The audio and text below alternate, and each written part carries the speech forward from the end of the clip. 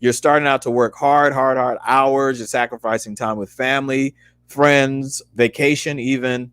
But I would suggest to you that those are meaningful experiences. So I was able to, in a nonprofit organization I was working with, we grew like 700% as a result of everybody believing and changing the vocabulary. That we weren't a small group, we're a small group, we are a growing group. We weren't we basically made three rules: that if it was not illegal, if it was not immoral, or if it was not unethical, we would try it. And I think that those are three rules that have guided my leadership journey, to just go forward. And I think a lot of people are afraid to try stuff that's different. But when you have a company that you inherit, it's an opportunity to develop people, to assess what's going on, develop people, and maximize people's gifts. So I really like to talk about how to use people's gifts. I really believe, as a church pastor, I really believe in gifts-based ministry, and I think that translates actually very well into the business world. And I'll be happy to talk about that more if you like. You're on mute. I'd like for you to dive a little bit more in that when you just made mention that those three words. I think you said once it's not illegal, it's not immoral, and then there's another one that you added there. I think that one slipped me. But you also said that changing your vocabulary has a lot to do with how you move yourself forward. Are you Yeah. saying, as Dr. J, that sometimes the reason why people are stuck and they're feeling that their life is a failure when they would have only had a failing moment is because of what they feed themselves with mentally and otherwise that is really restricting their growth and preventing them from moving forward? Yes, I would agree with that wholeheartedly. The Bible says that as a person thinks, so are they.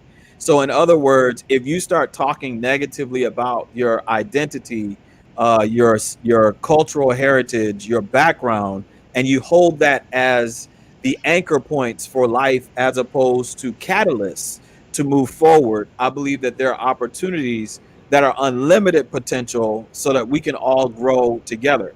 The other thing that I think that's isolating is that a lot of people, especially in business, think that they're the only ones that can have a bad moment or a good idea. So some people think they're the only ones that have a bad moment. Man, they curse out their team, they curse out their relatives, they curse out everybody around them. But then they don't realize everybody has moments of difficulty and challenge. But then everybody also has moments where they find that this is their niche, this is their way of life, this is their way of going forward. And I think the faster that we identify our own passions, our own desires, and our own gifts, it makes it easier and more meaningful, to actually live not only productive, but also a meaningful life at work and at home. So I'm hearing you to say, Dr. J, that a meaningful life starts with exactly how you view yourself, the kind of vocabulary, how you describe yourself in terms of what you're doing, and also identifying your gifts, identifying your challenges. The next question is that why is it that people find it so difficult to move away from their failing moments? Why is it that it's almost like we end up taking that on as a part of us, and it's almost as if we use it as a license to not move forward because of what has happened or what is currently happening? I think that's a great question, man. But I think part of it comes to something that may be a regular everyday vernacular. Some people really like drama. Some people, they just like drama, man, and so they want to be a martyr. Really, I worked with this person. All they wanted to do was be a martyr every single time. Nothing could go well. Nothing was good enough. And some people really want to be a martyr.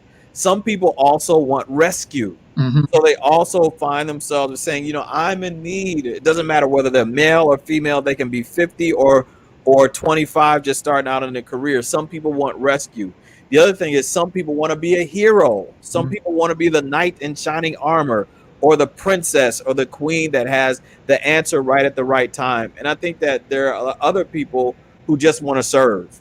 All they want to do is serve. And a lot of times the people who have a lot of the great ideas are actually silent in the room. They're silent on the team. They won't use their creativity or their talents, to use to maximize the use of the organization or for the cause, because they are not heard and they are not invited to participate. So I think some of this is built, by a person. Some of this is drama that people like to see. And the other thing is, some people do, the only place that some people have authority is actually in the workplace. So they don't have authority in the home, they don't have authority in the community, but their tag, their title, or their position gives them role, power, and authority to be able to exact things that they cannot control outside of their lives at work. So my follow-up question to that is, how do they survive? So many times persons they have a title, or they have a position, or they're known for certain things, and they use that to maneuver their way forward. Yeah. How do they operate when that title or that position is stripped from them? How do they thrive when their thriving had everything to do with the description that was placed on their badge, or the title that was placed behind their name based on where they're working for or who they're working with? Well, I think there really starts at this point for me, Jamie, is the values continuum, right? Mm. So by that I mean, I am not what I do. So I work in healthcare, but I am not healthcare, right? I serve people, but I'm not the servant of every person. I'm a man, I'm a husband, I'm a father, I'm a brother, I'm a son, I'm a cousin. I am all these things. And then I work at my job. And then I do my craft. And then I coach people. So way down the line are all these things that actually pay my bills. But the things that are most meaningful for me are being a husband, a father, a man, a child, a servant of God, a neighbor, a friend. All those things are meaningful to me. So even if all those things get stripped away, I still have my own dignity. I still have my respect. I still have my value. Now, if those things, my job gets taken away, I got to find a way to make some money. You know what I'm saying? I got to find a way to keep some food on the table. But I can't negate the fact that if that's stripped away, what I do is tell people, okay, there's a story in the Bible where this prophet asked a lady, okay, what do you have in your house? All right, what are you good at?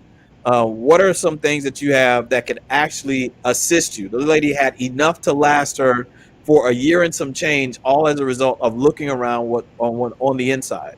So I would suggest to people who are between jobs, those who are searching for new employment, those who are desiring to grow, ask yourself, what skills do you have? What value do you possess? And how can you help somebody else on this journey?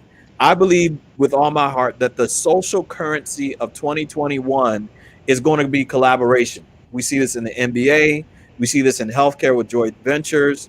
We see this all in many different forms of life, and also in government, that we have to work together. And the part that people don't get, especially new leaders, they don't get the fact that you have to work with people in a meaningful way, with people you don't like or understand. I think a lot of people ride on this common cause and we're all unified, but really people have opinions, they have biases, they have different values and different cultures. But I think something that supersedes and overrides all this is being able to focus on, how do I take care of the people around me, and how do I make each day and each moment and each encounter a meaningful one. I'm happy that you brought that up, Dr. J, because as one of my favorite authors, and that Dr. John Maxwell, he said that by yourself you could go fast, but with others you could go much further. Yeah. But in this day and age, you find that sometimes people have a selfish mindset whereby they want the stage for themselves, and because of that they fail to create a community. And Yeah. because they don't have a community, when those positions that they are identified by, or where they place all their value, is stripped from them, how do they build themselves back to that position when their very being in terms of value for themselves was all etched into themselves being on that stage and being identified as as you said, they're the Batman or the Superman, or you name it, in terms of creating solution? Now that is pulled from them. How do they get themselves back to that position?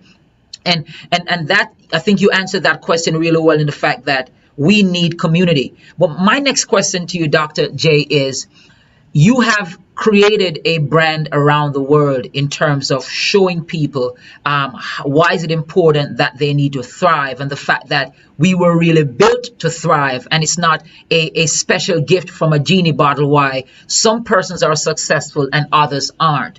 If you could paint a picture of what it looks like for those of us who are more visual, what does it look like to be a person who's thriving? Because, some of us have it all mixed up because of our inherited or a cultivated or motivated tendency, and we still find ourselves empty because we don't have that level of fulfillment in terms of moving forward. So what does that look like, if you could share with us?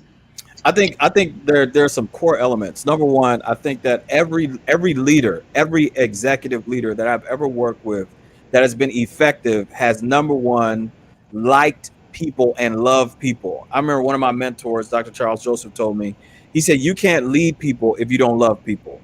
And I work with an awesome executive in my role now, and he loves people. He loves going around giving people what they need. He also loves encouraging people, but he also likes a good joke. But he connects with every single person. The thing that I like about myself is that I connect with everybody. I don't care whether you clean the floor or you're making the decisions about the millions of dollars. Everybody is valuable. So if that gets stripped away, that doesn't mean that I'm not any more valuable. It means that the organization may have made a decision. But what does that look like? It looks like me waking up in the morning. It looks like me looking myself in the mirror and saying, "You got this, you can do this." It also looks like me walking with my head held high and being confident and knowing that I've been given gifts, God given gifts and talents and skills that God has blessed me with. It is not being cocky, it's not being conceited, it's not being arrogant, but it is knowing that I have gifts to offer. And I want to share those gifts with those who will receive them. Now, if those gifts are not being received at this place, on my show last week, I talked about the fact that sometimes those gifts may not be welcome. There may be no room, but at the same time, you can make another room. It's always an opportunity to grow. And I want to say this, that being able to thrive, I call thriving tenacity, humility, innovation, resilience, tenacity, humility, resilience, innovation, value, and excellence. Those are the keywords to thriving. And I don't have to be an extrovert to do that. I don't have to be an introvert to do that. I can be black, white, Hispanic. I can be somebody who's just learning English or just trying to learn Spanish that's doing that. I am going to be tenacious with the things that, I mean, you're not going to outwork me. This is my third show for the day. And the reason why it's my third show for today is because I want to maximize the time that I have. But 2020, I only got on the clock, I only have about maybe what, 8, 12 hours, a few less, about 9 hours left in 2020. So I'm trying to squeeze all the juice out of 2020 because, I mean, there's some lessons that I learned that they will not be relevant for tomorrow. Mm-hmm. Tomorrow is a new day. So I've got to make sure that I walk with my head held up. I'm proud. I'm thankful for all the blessings that I've received, but also reflecting of all the experiences that I've had throughout the year. You have said something that I have to latch on to, Dr. J. You talked about the moment and being in the moment, recognizing your gifts, recognizing your strengths, recognizing your community, and recognizing that if you are not present in the present moment, you may just miss an opportunity to thrive.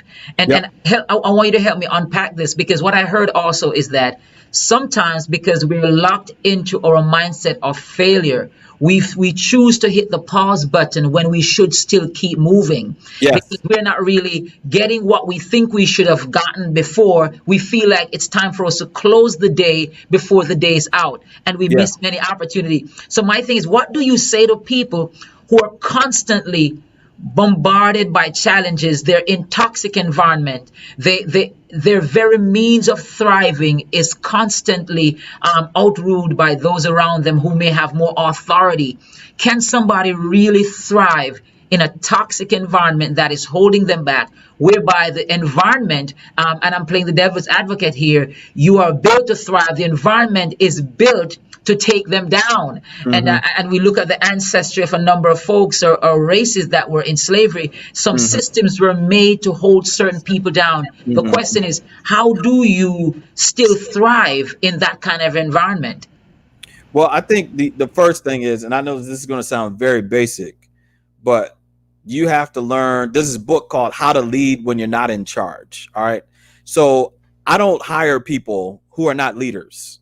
Okay. I'm not hiring anybody who does not have the skill to lead. They have to be able to lead something. If they can't lead a person, if they can't lead themselves first, then we got a big problem. But I'm not hiring anybody who can't lead. But then, second, I want to be able to understand the perspective of where people are coming from.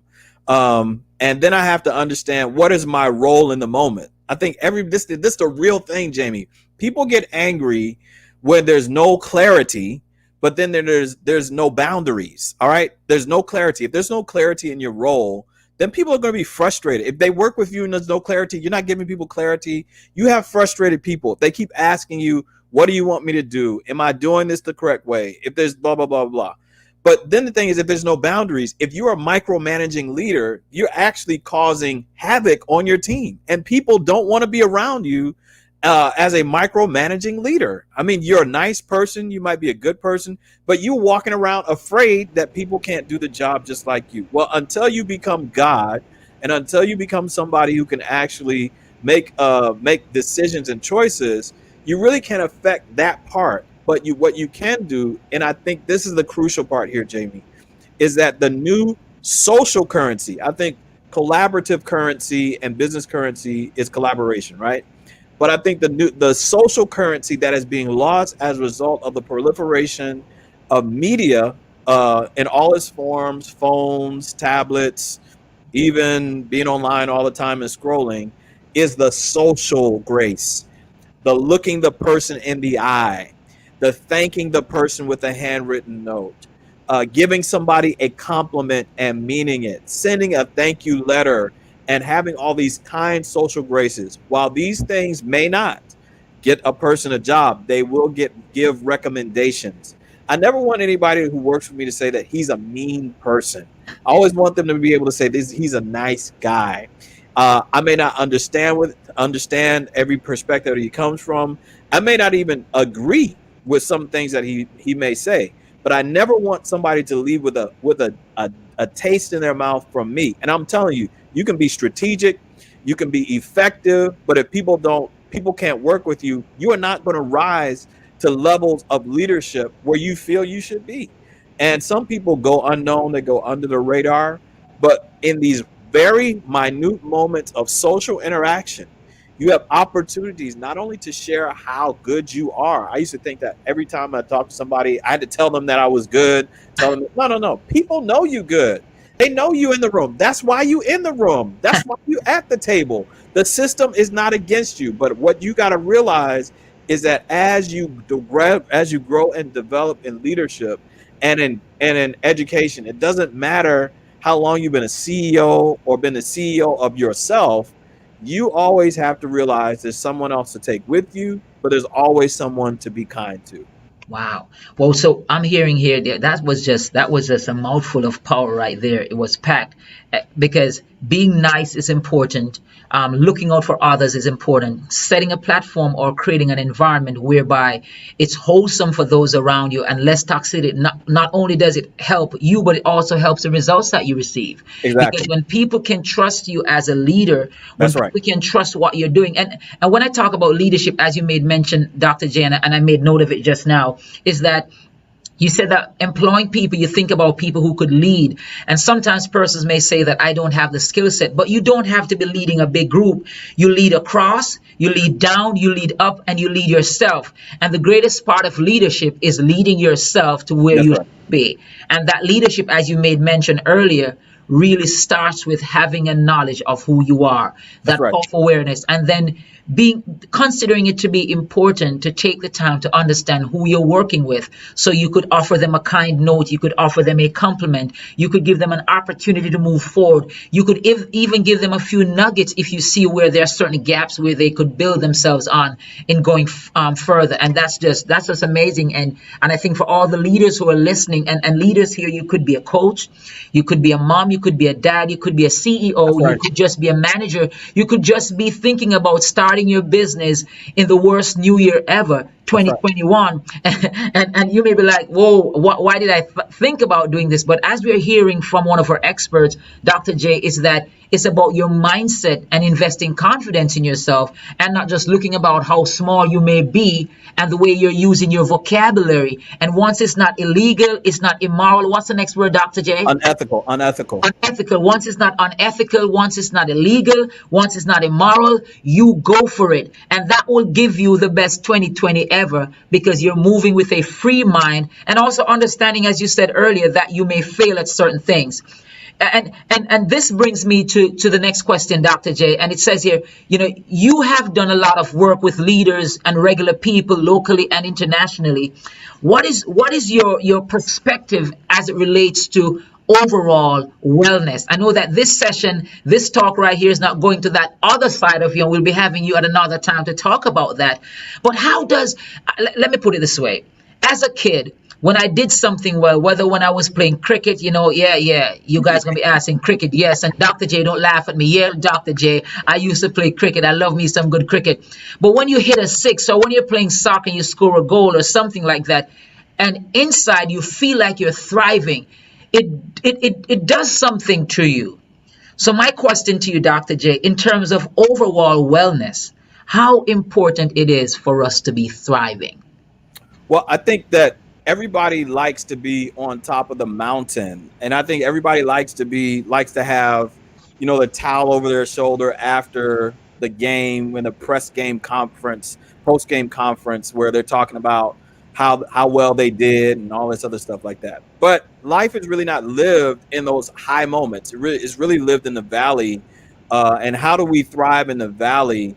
This is a really good sermon by a guy named William Curtis. If you're into sermons or talks, it's called "Where Myrtles Grow," and it talks about the low places of life and how you can actually thrive in the low places, like the regular tasks of going to your Starbucks, regular tasks of going to your different places. So there's sometimes that you're actually drained emotionally.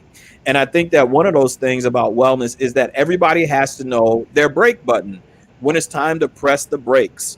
When it's time to press the brakes to say, I cannot be effective today, I've got to go home, or I can't be effective today, let me do a task that gets me out of my regular routine. Or at this moment, I'm tired, I'm sick, but I'd rather pass this task on to somebody who has the energy to complete it, so that we can work together as a team, and so that the mission goes forward. I think too often there are a lot of leaders who are drunk at the wheel emotionally, that actually stay on too long. There's some people who stay on their job too long. They can retire. They have the ability to retire. They have the impetus to do so, but they think that their life, their role, their existence is going to be core and crucial to the team. When actually the next role, and I'm going to tell somebody this, is consulting. The biggest gap that we have right now are leaders who have knowledge but less skill, less working years behind the wheel. But we have a significant number of leaders who have a lot of years, a lot of wisdom, a lot of skill that's going on the shelf because nobody's asking them to consult. Now, I'm talking to somebody today who may be a leader, and you may be considering retirement, or the pandemic has caused your life to have some shift. I would invite you to consider being a consultant, being a leader, a mentor to people, because a lot of people that I come in contact with, they really want somebody who can help them, but they're afraid to ask. And so one of the things is coaching that you can receive to be able to get you from one place to the next. And I think that really helps wellness at home, wellness with your health and exercising. Spiritual wellness is very important to me. And then finally, obviously, we all want to ensure our legacy wellness as well. Well, that's good right there. And you made mention of the fact that sometimes we need to share the weight. I think many times, we have leaders or people, whichever capacity you're working in, whereby carrying more weight have you allow you to think that you're doing more or you're impacting more.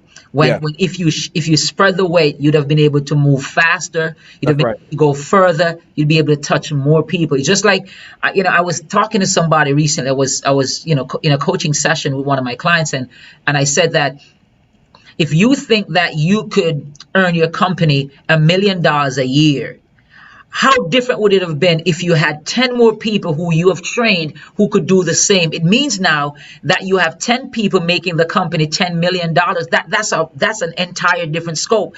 So sharing the weight while thriving, because it's as a seed. I think about it, Dr. J, as you said, that if a seed, no matter how potent it is, if you put a major rock on the seed with no soil beneath it or no form of fertility, that seed would stay there. It will not grow.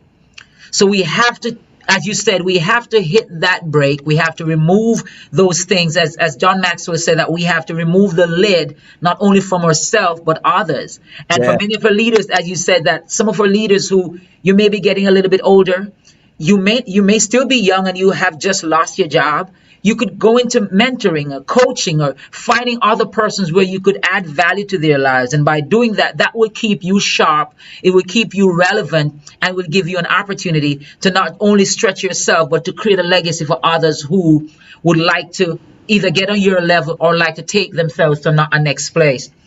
My next question here for you, Dr. J, is that what are some simple steps that you would give to people who would like to, okay, let's put it this way. You have folks sometimes who they want to grow. They really, really want to grow.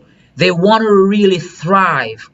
But because of their past or because of their misinformation or not being educated in the right way, they are really stuck.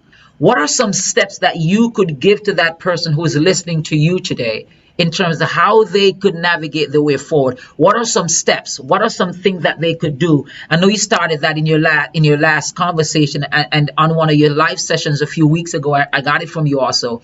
What are some steps that you could give to somebody at this point who they are in this hole, they want to grow, but they feel like they don't know the first thing to do? They're trapped, they're stagnant, and they really want to be a stream and not a reservoir. How can you help them, or what are some steps that they could take? All right. So I think that's a great question. I think it may be applicable in different levels of leadership. So I think for new and emerging leaders, the goal is to find out what the goals are for the company and understand where that is.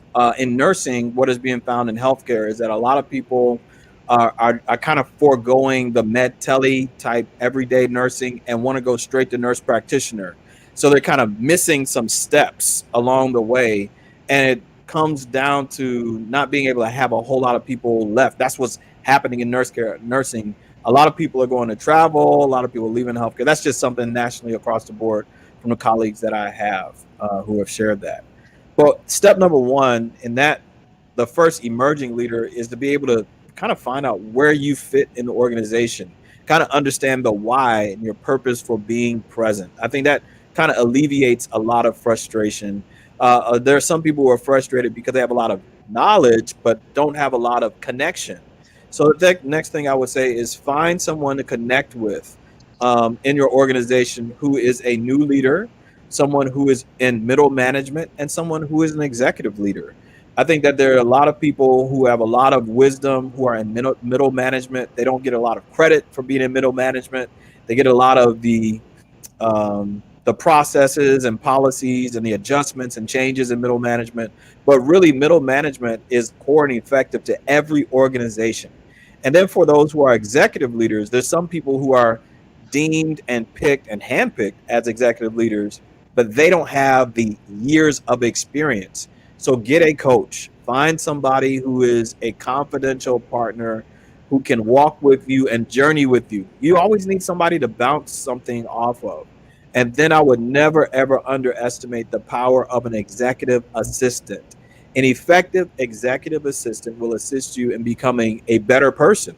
Number one, because they're going to see the real you. The other day I was at my job. My executive assistant said to me, "You need to go home because you look very, very tired and sick." And I was. She said, "I'm waiting for you to get out of here because you need to go." And I left eventually. But I want you to know executive assistants have that kind of authority. The other thing I want you to do is get into a group of people who are like-minded. There are some people, I think there's a difference between our job and our vocation. I think a job is where we work, but a vocation is what we do. And I think that when we know our job, know what our job is, and those parameters and boundaries are healthy and safe, then we're really okay. But when we are in our vocation, our job may be accounting, but our vocation may be mentoring kids after school. Our job may be to be an executive leader, but our vocation may be building houses with Habitat for Humanity. I think we have to find what fuels us in so many words, but also find uh, how we can use all the gifts God has given to us. And some people who are watching may not believe in God. All the gifts that you possess and things that you're learning and reading about and studying to be able to affect those points in life. That's powerful. And what I'm hearing you to say is that we need to have a community. We need to create a network. A friend of mine, he may be listening. We work close together. Luigi, he shared once with me that your network is worth more than your net worth. That's and right. and, and you hit it on the point. The next thing is that get a coach, get somebody who could guide you, who could give you the feedback that you need, so that, and sometimes, as you make mention, sometimes the feedback is not all cookies and cream or No. roses. Sometimes the feedback is so hard you need several days to chew on it. You sometimes need to put that bad boy in the pressure, in the crock pot, to get it in the small bits and pieces so that you could really engage the feedback. But getting honest feedback, and also get an executive assistant if you're in that arena where you could afford it or your capacity allows for you to do that. And also find yourself, and I think Mr. Pierre Quinn, shared in one of his sessions recently, he shared whereby sometimes you have to create your own tribe, That's meaning right. that not because you have a community means that that community will offer you everything that you need in order for you to grow, for you to thrive. And sometimes you have to leave your comfort zone, you have to go off in the deep, and you have to secure people who could give you the bolstering that you need to really take yourself to the next level. So that's powerful. Creating your tribe, creating your community, getting feedback, and creating a network that could help you to take yourself to the next level. And Dr. J, you know I'm going to ask you this question. I could not. I think that any podcast, any session without this question means that it's, so guess what? I'm gonna ask this question with COVID and all the challenges that we are facing, because with COVID, I think that it's not a you facing, I facing, they facing. It's a we thing. I think for the longest time, it's the first time in history for the longest time that we have a we face moment. I like that. A we face moment. I'm gonna have to use that again. We have a we face moment, and COVID is a we face moment. But I think many who are listening at this point would like to find out, Dr. J, how how have you managed to pivot, to still engage, to still thrive, to still empower, to still live a life that is not stuck on just the now, but keep moving through and not missing out on moments? How have you managed to do that? And what are some advice that you may have for those who are listening this session? Well, thank you so much, man. I think one thing that happened to me earlier this year, I went to California and I heard this song that changed my whole life and my whole perspective. And it's called "Today Will Be the Best Day of My Life." Man, this thing is good. I mean, this is a song. It's inspirational. It's encouraging. It's inviting. And for those who are afraid that's going to push you to church, it might, but it will also push you to realms of encouragement and euphoria because you'll be so excited.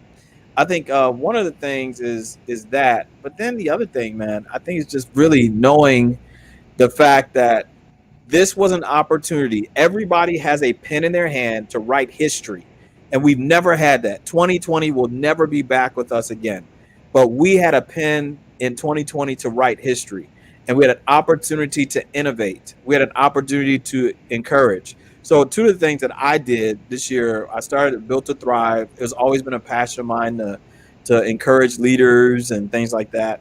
And so every Saturday morning, I get on my Built to Thrive Word Power broadcast. It's just 15 minutes. It's for leaders.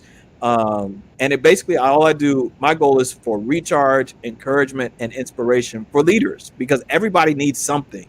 We all need something. The other thing I have on Wednesday night is the network. But the overall thing I'm saying is that everybody has to find a place where they're creative, where they're innovative, and it fulfills their passion.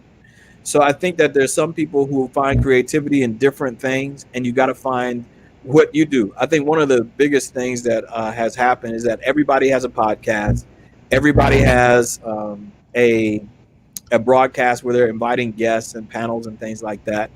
And I think that people really need to know why they're doing what they're doing. I found myself in a place where I was wondering, okay, where does my voice count?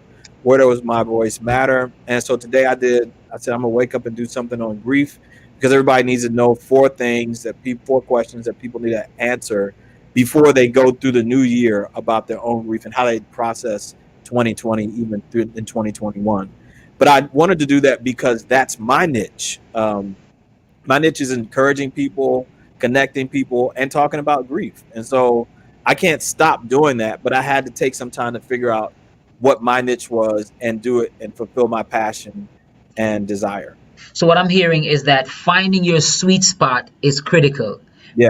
Being creative, being innovative is critical because by doing that, you're doing something that is coming from inside. So even if you're not being paid for what you're doing, the passion, the energy, and the enthusiasm will be there to push you through regardless of the challenges. It's like I think I was listening to one artist once, and he said that after he got fired, he spent how many hours a day writing music because that was his passion and that was a part of his purpose. So it wasn't hard for him to do something without being paid.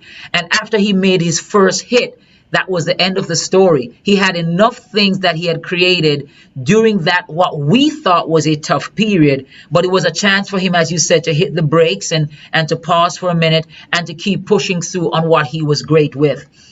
And that's it. So being creative, being innovative, and finding your sweet spot. So I think what you're saying also, Dr. J, is that people need, as you said earlier, people need feedback and people need to know themselves. Because if Yes. you don't know yourself, again, another great author said, if you don't know yourself, you can't grow yourself. Yeah. Yeah. I like that. I So, like that. so knowing yourself is the first step in terms of moving and then thriving. Is there anything else that you would like to? I have another question after this for you, but is there anything that you would like to speak into anybody's life now, knowing some of the challenges that people are facing and the fear moving into 2021? Because you and I know this, that many times when we have a bad experience, the first thing that we think that is going to get worse. And the old folks would say Yeah. it's going to get worse before it gets Before it gets better. better. Yeah. So just we were cultured with that way. How what would you like to say to somebody who thinks that they need to find themselves in a corner, they need to wave their white flag and surrender to life, as opposed to getting up, standing up, as you said earlier, climbing on the mountain, going on the rough side, and learning through the process as they grow? What final words would you like to say to those who are listening today in that regards? Leaders, and when I'm talking about leaders, leaders who are leading their homes, their families, their businesses, you name it, or leaders who are just emerging, who are thinking about creating their own businesses. Well, I would say number one, that you have to stay practicing what you do. You can't just get up and do it. You have to practice what you do. You have to be ready for it. If you want an interview, if you want something else, you have to practice it, visualize it, all those other techniques that a lot of people talk about in a very broad form. The other thing is that I would say is that you cannot let your chapter one or your version one determine your whole experience. You are a continual process of growth and development. And so just because it doesn't work the first time does not mean that it will not work. Just because one person doesn't like your idea doesn't mean it will not work. There's this guy named Charles Darrow in 1931 during the Depression, had a desire. He got fired off his job, started making a game. His game was Monopoly. He tried to get it to Parker Brothers immediately, but they didn't want it. He went to the street, sold it on the street, and he became a millionaire. Hear me now. In the Depression, he became a millionaire selling Monopoly. It was a game that let people feel that they were winning. And so I think that we have to find a way to help people to know that with us, they will continue to win. The other thing, I forget where it came from, but it's this new concept that I've developed, and you got to find. It's not my concept, but it's something have embraced. Is that you have to give people a reason to say yes. Wow. You can't always let people think that they're going to say no. Well, you're not going to. I know you don't want to do this, but of course they won't want to do it. But if you tell them, hey, I have an opportunity for you to expand your business, and all you have to do is just come on my show for just a few minutes, I would love for you to come on my show. Who does not want to be broadcast about what they do? That's what happens on my show on Wednesday nights. I talk to people about what they do so other people can be blessed by what they do. I think the final thing, Jamie, is that a lot of people have this mindset that is them against the world. And I think there's a lot of other people who really want to help them. So when I'm speaking, one of the things that I've learned is that a lot of people, when you're speaking, people really want to encourage you. They're not there to be mad at you. If they were mad at you, they would not show up. But they really want to encourage you. So they want to be with you. So you have to almost adopt this mentality that people really are with me and they just want to see you go forward. When I was getting my doctorate, my advisor told me, and he taught me this phrase, Jamie. He said that let's do something that has success built into it. Wow. And so I think from that perspective, when we build things that have success built into it, we create an avalanche of success where you can't stop it. Even though I start small, wherever you are, if you're starting your business small, I'm glad for you. Listen, 2020 taught you the principles, the practices, and possibly the policies of business. If you are in the middle area where you got something going, but you had to get that PPP money, that CARES money, so what? There's a lot of other people who had to get that same money, but use it to your advantage. Then there's some people who are executives and you're trying to figure out how to keep people, how to encourage people, how to inspire people. Well, I would tell you to be among people. You can't lead people at this moment from your house. Some people you got to go by their house. Some people you got to take them a gift. Some people you have to do stuff with. You got to find a way to inspire the people that you have on your team. And I think we need to start having, and this is just my opinion, and if you hear this, they need to break us off some cash.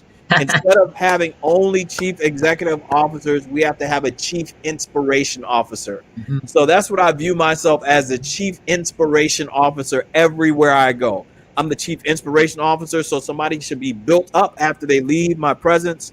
Somebody told me the other day on my job, they said, you know what, man, I like talking to you because I feel calm and I feel encouraged. And that's my goal. Wow. I'm the chief inspiration officer everywhere I go. I love that title. I love that title. I love it. And what you're saying is that you have to, regardless of what's happening, you have to stay practicing. Don't give up on your trade because others have given up on you. That's right. So don't give up on your trade. No matter what's happening, keep practicing and keep bettering your trade, because not because somebody says your idea makes no sense, it doesn't mean that it doesn't make any sense for them. But you have Exactly. a ton load of other people who Exactly. really want you to survive. The Yeah, next thing I got is that people really want you to do well. they And you do. make mention of the guy who became a millionaire in the Depression because he created his game. He Yeah. believed in it. So you have to believe in yourself. You got to believe in your purpose, and you have to push forward, even though there's some folks who may not be willing to invest in you.